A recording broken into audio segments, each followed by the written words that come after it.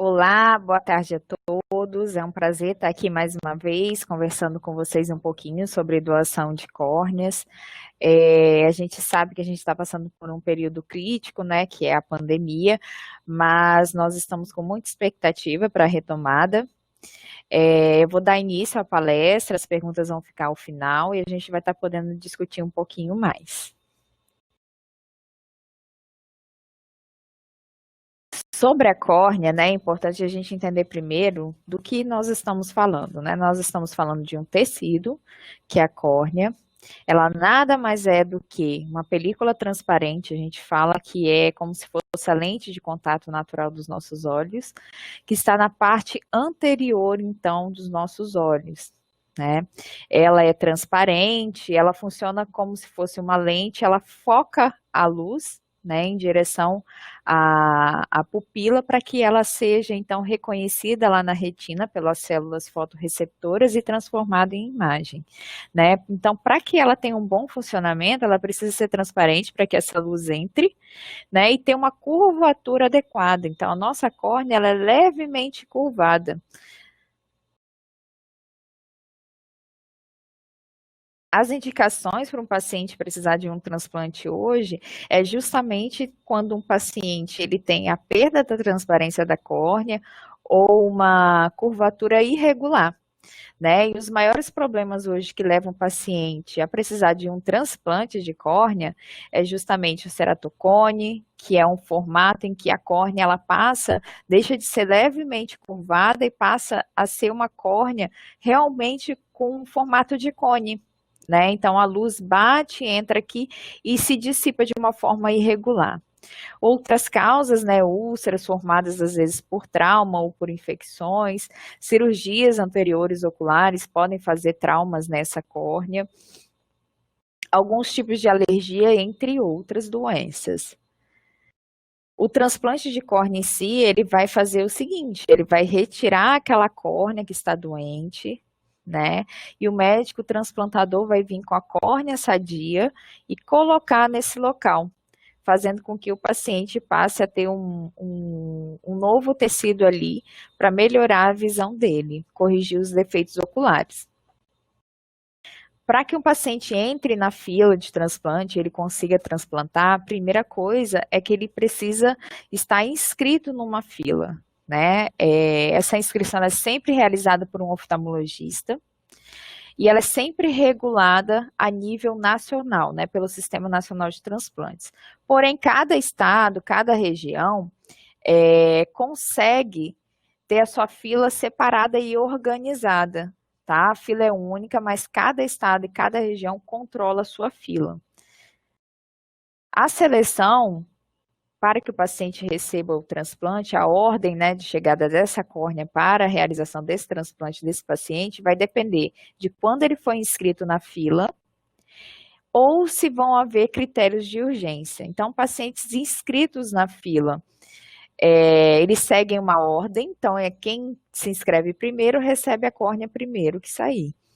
Porém, se ocorrer um paciente de precisar de um transplante de urgência, esse paciente acaba que ele passa na frente dos outros que se inscreveram anteriormente, justamente porque pode acontecer esse paciente perder totalmente o olho se ele não for transplantado de forma emergencial. E aí o paciente realiza o transplante, ele é selecionado, chega o dia dele realizar, mas não significa que ele vai estar livre de uma outra cirurgia. O transplante ele pode vir a falhar, né? Existem dois tipos de problemas pós-transplante que a gente chama de falência primária do enxerto, que é quando a córnea transplantada ela não volta a ficar transparente. E a gente tem a rejeição, né, que é quando a córnea ela tem um bom funcionamento inicial, mas passado alguns dias ela começa a apresentar, o paciente começa a apresentar dor, fica vermelho os olhos, ele tem sensibilidade à luz, e aí imediatamente a gente precisa transplantar esse paciente. Pacientes que sofrem falência primária e rejeição, eles acabam se tornando pacientes com critério de urgência, e eles acabam retornando para a fila, mas transplantando assim que chegar uma córnea, para que ele possa ser isento de alguns riscos maiores. Um paciente à espera de um transplante é um paciente que hoje a gente sabe que tem perda da autoestima, fica em dependência de familiares, perde a sua força de trabalho e, consequentemente, a sua renda. Então, são pacientes que estão ansiosos para ter a sua retomada de vida, alguns que desenvolveram subitamente uma condição em que precisam ser transplantados e que não estavam acostumados com aquele tipo de problema, outros que desde uma história, né, desde a infância, sabe-se que precisam de um certo acompanhamento, que já tinham uma dificuldade ocular e que precisaram, por fim, de um transplante. Então, um paciente na fila à espera de um transplante é uma vida parada, a gente fala, né? Não tem risco de vida, o paciente aguenta esperar por algum tempo na fila, mas ele tem um risco socioeconômico muito grande, porque ele fica limitado de fazer questões básicas, né? Atividades básicas diárias da vida. A possibilidade da melhora da visão, ela gira em torno de 80% a 90%, né? De sucesso, isso em transplantes em situações que não são complicadas, então transplantes mais eletivos. Essa taxa acaba caindo nos casos mais complicados. E outra coisa que influencia demais o sucesso do transplante é a qualidade da córnea doada, né? Então, a manutenção adequada do enxerto até a sua retirada também é um ponto fundamental para que a gente tenha sucesso no transplante, para preservar as células da córnea que a gente fala, né? Quanto mais células, melhor essa córnea. E então, para mim ter transplante, eu preciso ter doação. E como que funciona a doação de córneas hoje? A doação, né, de córneas, assim como a doação de órgãos, é um ato de amor ao próximo mesmo, onde uma pessoa, ela manifesta ainda em vida a vontade de que após a morte dela, uma ou mais partes do corpo vão poder ser retiradas para poder ajudar uma outra pessoa. Nós temos dois tipos de doadores, né? Nós temos os doadores provenientes de morte encefálica, assim como nós temos doadores provenientes de parada cardiorrespiratória. E aí, esse tipo de morte vai diferenciar quais órgãos e tecidos vão poder ser aproveitados após a morte, né? Se for uma morte encefálica, a gente sabe que a gente consegue captar múltiplos órgãos, né? Então, nós temos aí o exemplo do que conseguimos captar: os rins, o fígado, o coração, o pâncreas, pulmão, córnea, pele, ossos, válvulas cardíacas, cartilagem, enfim, uma infinidade de possibilidades em um único doador. Quando existe a parada cardiorrespiratória, a gente fala que é a morte cardíaca, apenas os tecidos podem ser doados, e aí podem ser retirados mesmo depois do coração parado, córneas, peles e ossos, né? A retirada desses tecidos, né, da córnea, por exemplo, tem que ser realizada em até 6 horas depois que o coração parar. A doação ela é sempre consentida, né? Então a gente sabe que até 2001 existia uma legislação que colocava que a doação era presumida, bastava ter a informação no documento de identidade ou CNH, se não era doador. E como as pessoas acabavam não sendo muito bem esclarecidas sobre a possibilidade da doação no momento em que faziam seus documentos, né, que iam tirar sua CNH ou que iam tirar sua identidade, a pessoa que estava na produção desses documentos não instruía muito bem quem estava ali para tirar o seu documento e, infelizmente, muita gente recorreu nas suas carteiras de identificação colocando a informação de que não eram doadoras por medo, né, por várias lendas que surgiram na época em relação à doação de órgãos e tecidos. Com isso, o número de doações caiu muito no Brasil. Então, a partir de 2001, foi colocado através da Lei 10.211, que a doação passaria a ser consentida, ou seja, a família seria responsável pela resposta, se iria aceitar a doação ou não do seu ente querido que evoluiu ao óbito, né? Qualquer pessoa da família pode autorizar a doação? Não. A gente sabe que existem algumas regras, né? Tanto para órgãos como para tecidos, apenas parentes de primeiro e segundo grau podem autorizar a doação. Lembrando que quem são os parentes de primeiro e segundo grau? A gente tem aí de segundo grau os avós, os irmãos e os netos, e os de primeiro grau, os pais, o cônjuge e os filhos. Sempre a opção vai ser um parente de primeiro grau autorizar, assinar a documentação para doação. Caso não haja um parente de primeiro grau, então, a gente dá a possibilidade do parente de segundo grau assinar, concordando e assinando e explicando o porquê que o parente de primeiro grau não assinou a documentação. Então, tem que haver ainda uma justificativa para que isso aconteça. O banco de olhos, dentro desse contexto todo de doação, ele é responsável por retirar as córneas, por trazer essas córneas para dentro do banco de olhos, para processar, depois classificar se é uma córnea passível de transplante ou não, e conservar esses tecidos até que a Central Estadual de Transplantes, junto com o Sistema Nacional de Transplantes, gire o ranking e decida para quem vai a córnea. Como que era o trabalho do banco de olhos antes da pandemia, né? Acontecia um óbito dentro do hospital, uma parada cardiorrespiratória era o mais comum, o contato direto com o banco de olhos. O banco de olhos, então, ele era acionado sempre que ocorria um óbito dentro do hospital. Ou ele era acionado pelo próprio hospital, ou realizava uma busca ativa do potencial doador. Então, o banco de olhos ele tem um trabalho de busca ativa, que é ligar para os serviços, para as instituições dentro da rede dele de captação, e perguntar se houve algum óbito recente, para que ele possa intervir e identificar potenciais doadores. Diante da identificação de um potencial doador, verificava-se junto à equipe intra-hospitalar se era de fato uma pessoa que evoluiu ao óbito e tinha condições de doar algum tecido. Se era um potencial doador, essa família, então, a gente dava a oportunidade para o hospital entrevistar a família. A família era entrevistada, perguntava-se sobre a opção de doar ou não, e caso houvesse a confirmação da vontade da família, o banco de olhos se dirigia até o hospital e realizava a captação do globo ocular. Nos casos de morte encefálica, essa interface entre o hospital e o banco de olhos era intermediada pela Central Estadual de Transplantes, que definia qual equipe de captação seria responsável pela retirada do tecido. E agora, com o novo cenário da pandemia, né, nós temos algumas notas técnicas que foram necessárias serem seguidas, né, até mesmo para a redução do risco de contágio durante a pandemia, e nós tivemos que nos adequar ao novo normal. Né, nós tivemos primeiramente uma nota técnica publicada, 25/2020, depois alguns critérios dela foram retomados na nota técnica 34/20, onde foram colocados mais critérios para a contraindicação da doação. A nota 60, ela traz mais detalhes a respeito dos bancos de tecidos no enfrentamento à pandemia.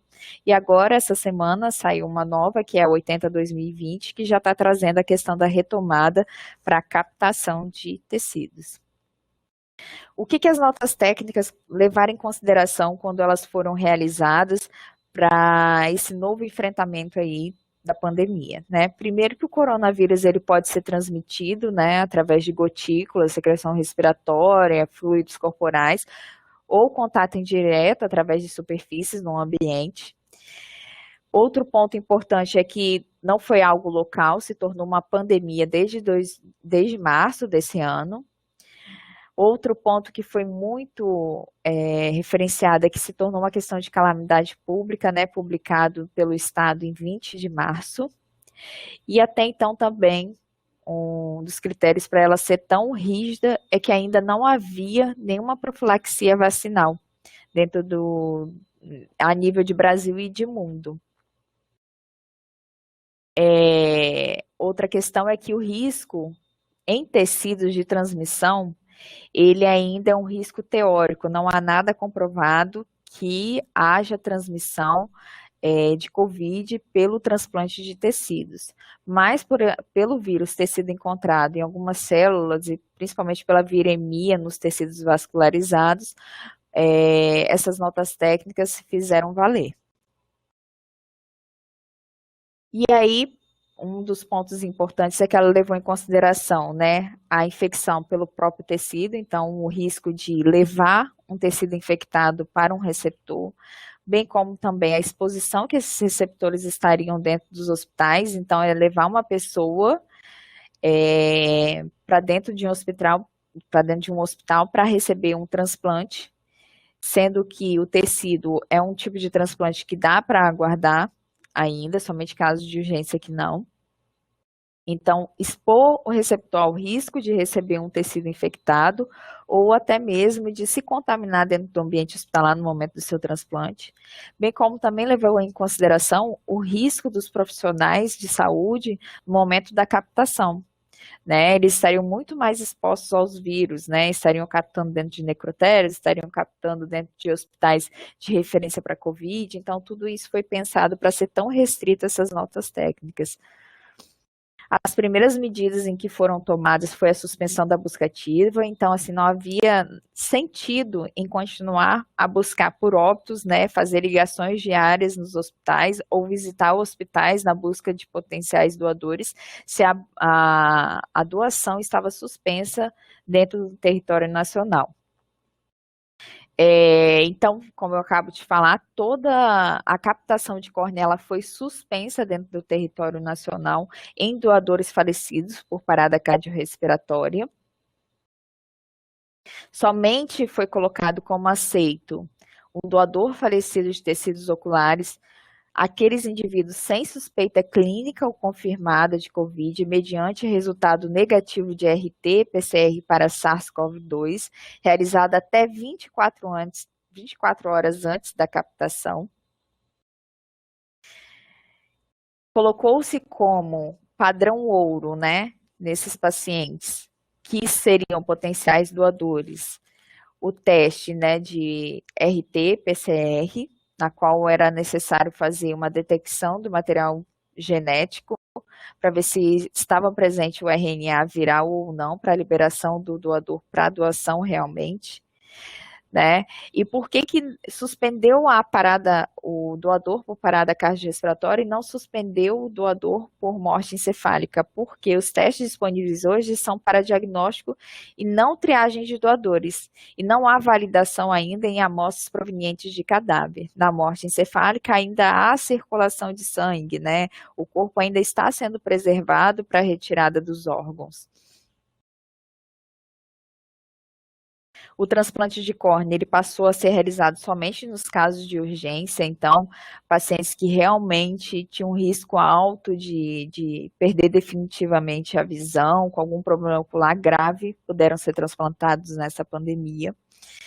E outro ponto importante para que nós mantivéssemos o nosso estoque, já que nós não estávamos realizando captação por coração parado, foi preservar as nossas córneas em glicerina. Hoje as nossas córneas elas são preservadas em outro meio de preservação, que nos garante uma validade de até 14 dias para que eu possa disponibilizar esse tecido com segurança para o transplante. Então, passou-se a pegar essa córnea que estava com uma validade já em 14 dias, que poderia ser descartadas antes da pandemia. Dentro desse período de pandemia, essas córneas passaram a ser preservadas em glicerina. Com isso, a gente estendeu o período de preservação dessa córnea para até 6 meses, que é o período em que é a validade, né, da glicerina. A situação atual, né, dos óbitos no Brasil, a gente sabe que nós tivemos muitos óbitos ocorridos no período de janeiro a agosto desse ano, por exemplo, foram 32 milhões de pessoas que evoluíram a óbito. Só no Espírito Santo foram 20.303 óbitos nesse período. No Brasil, dos 32 milhões, 133 mil foram por Covid, e no Espírito Santo, dos 20 mil pacientes que evoluíram a óbito nesse período, 3.300 foram por Covid. Então, a gente vê que tem uma certa taxa alta de pacientes que evoluíram a óbito com suspeita ou confirmado de Covid. São vários óbitos que aconteceram, que a gente deixou de captar justamente por conta de uma recomendação e pelo risco. Então, a gente tem que entender que, assim, vários pacientes ficaram numa fila aguardando, sendo que já poderiam ter sido transplantados se não houvessem essa pandemia.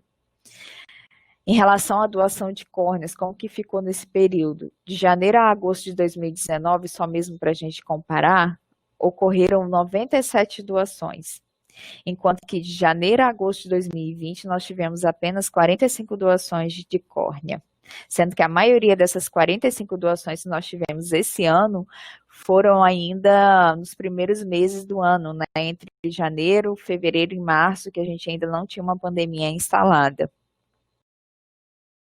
Só mesmo de título de comparação, no ano passado o Espírito Santo tinha, entre janeiro e junho de 2019, a gente tinha em torno de 187 pessoas aguardando por um transplante de córnea, enquanto que no mesmo período desse ano nós já temos 277 pessoas aguardando, isso até junho.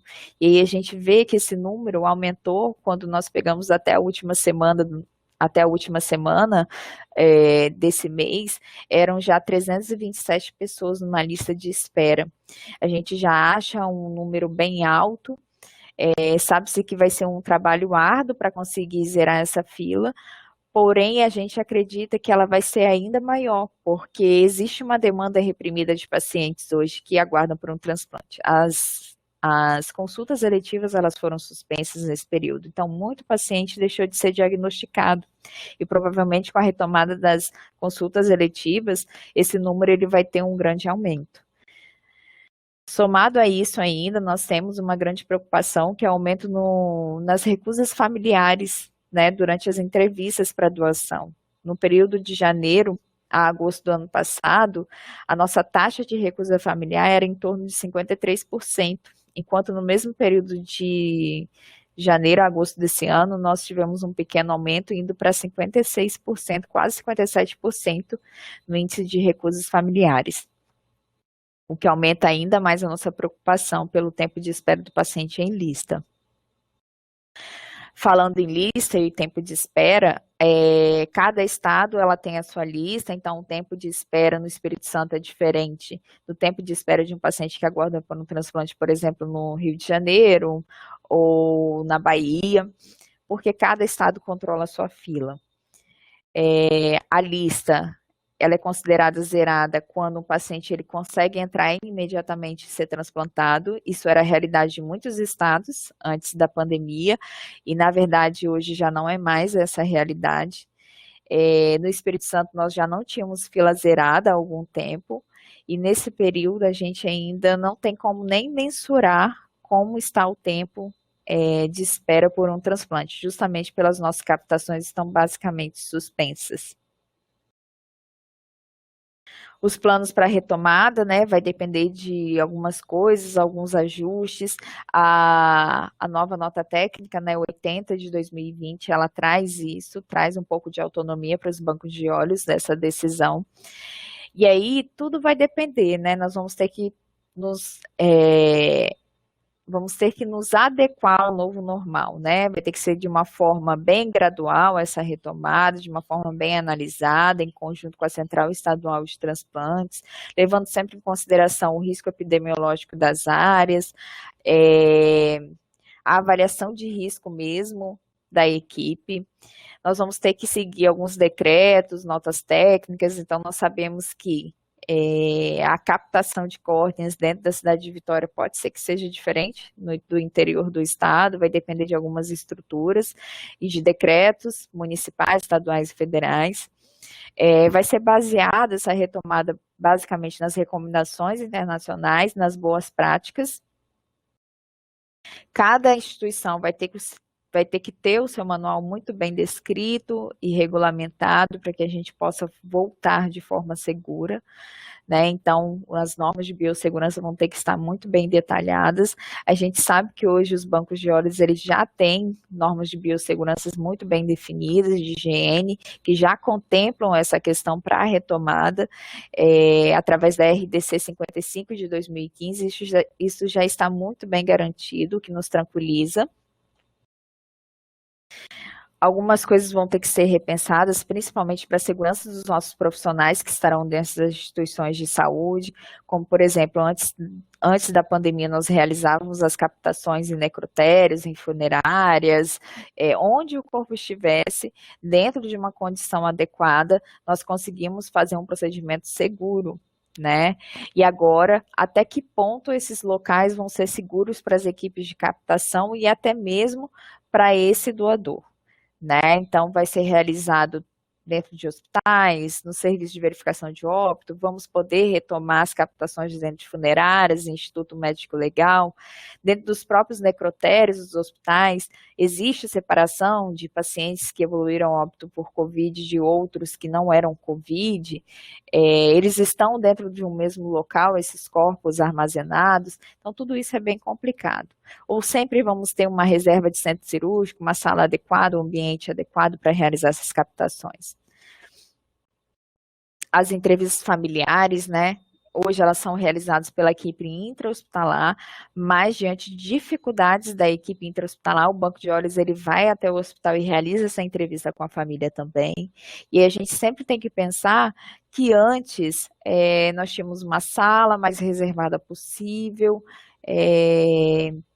para poder acolher essa família. Nós não podemos deixar de acolher essa família, mas o local de entrevista familiar ele vai ter que ser melhor gerenciado, né, pelos profissionais que estão à frente desse processo. Então, as entrevistas elas deverão obrigatoriamente ser em locais mais arejados, mais tranquilos, mas desde que preserve a identidade dessa família.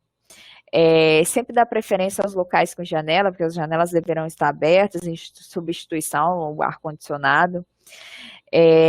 Deve se fortalecer, né, o entrevistador ele tem que estar muito munido de informações, ele tem que estar muito bem preparado para realizar essa entrevista, porque ele vai precisar realizar uma investigação clínica e social do doador muito aprofundada, muito mais aprofundada do que já era antes, né, justamente para verificar os riscos de contaminação ou os riscos que esse doador que às vezes evolui de uma morte muito súbita, esteve exposto, né, como por exemplo, teve contato com pessoas recentemente com algum sintoma gripal, ou ele mesmo apresentou algum sintoma gripal antes da morte, e a família às vezes vai ter essa informação que o hospital não teve.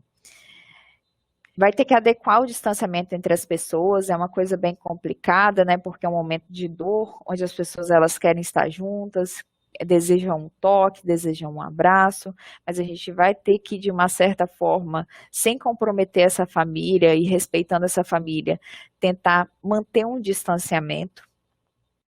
Obrigatoriamente, todos deverão estar de máscara. A higiene dos objetos, né, de uso compartilhado, então aquela mesma caneta que você emprestou para aquela família assinar um documento, vai ser a mesma caneta que uma outra família vai assinar e que você vai estar também pelo hospital utilizando, então ter o cuidado sempre de fazer desinfecção dos objetos de uso compartilhado, tá, imediatamente após o uso. Os documentos, é importante que eles estejam sempre armazenados em sacolas plásticas, justamente porque esses documentos, eles não ficarão ali, naquele local, eles precisarão ser transportados. E assim que transportados, se eles estão no envelope plástico, a gente consegue fazer uma higienização adequada da superfície, para que a gente consiga uma guarda sem prejuízos para quem está em toque com esses documentos.